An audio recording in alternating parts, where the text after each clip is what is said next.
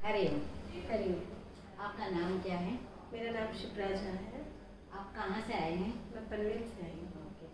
अच्छा, आपका जैन योगा में आने का उद्देश्य क्या है?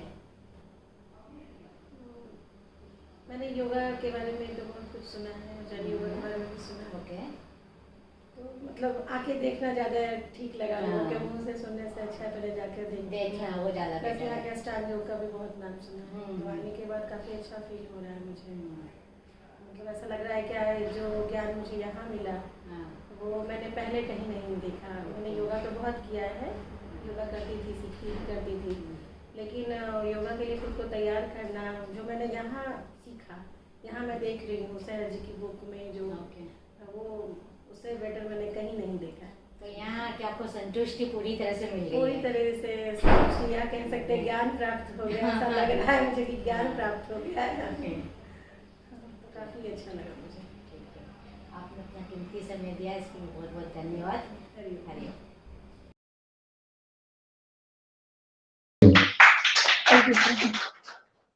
सर ने कहा था नोट लिख कर लाना, इसलिए मैं लिख कर ले आई हूँ क्योंकि काफी सारी बातें हैं और टाइम लिमिट रहा। सर ने बोला है कि 3 मिनट्स ही लेना है, तो मैं इसलिए शॉर्टकट में ही लिख कर लेकर आई हूँ।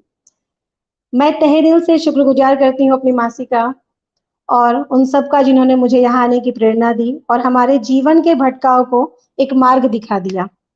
यहाँ आने के बाद पता चला कि एक साधारण इंसान भी अपने तल्लीनता, निरंतर अभ्यास और अनुशासन से उत्कृष्ट चोटी पर पहुंच सकता है और समाज में अपने व्यक्तित्व को एक मिसाल की तरह कायम कर सकता है तथा यह एक उन्नत व्यक्तित्व ही उन्नत समाज की स्थापना भी कर सकता है।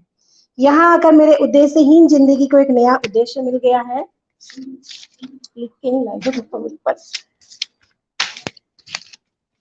वैसे तो प्राणायाम और आसन के प्रभाव के बारे में बहुत सारी किताबें लिखी गई हैं, लेकिन इस किताब में डॉक्टर पीजे सहर ने स्पष्ट और सरल रूप से यह बताया है कि इंसान का ब्रेन किस तरह से काम करता है और किस प्रकार उस पर नियंत्रण करके इंसान के जीवन को बेहतर बनाया जा सकता है।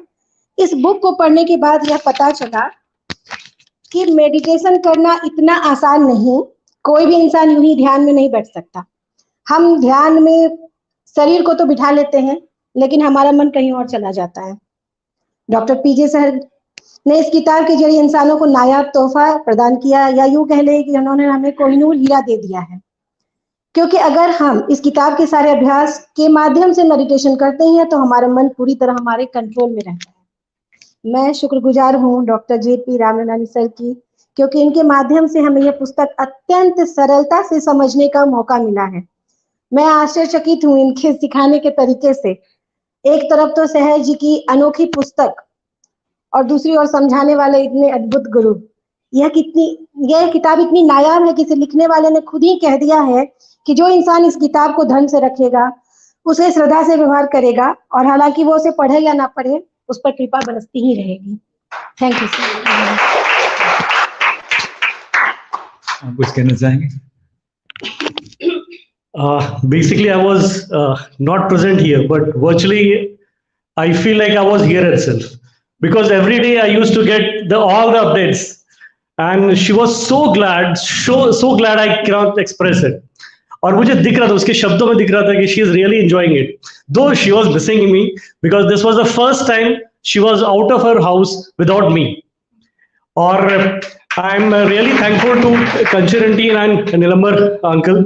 Basically, it is said that destiny is fixed. So suddenly she got a call कि ऐसा है और संडे को जाना है, सैटरडे को जाना है. I was surprised अभी 2 दिन में कैसे possible है, because for me it was not easy to come and drop her here. But it was all blessing. Mr. Ji was there in Panvel, so it was all like God destiny was fixed. And she had to come here and she came. And I'm really thankful to you and to everyone. Basically, मैं आप लोग को चेहरे से नहीं पहचानता, but नाम से शायद सबको जानता हूँ, बिकॉज वो सबके बारे में कुछ ना कुछ हमेशा बात करते रहती है. Thank you sir. Thank you. Hariom. फिर वही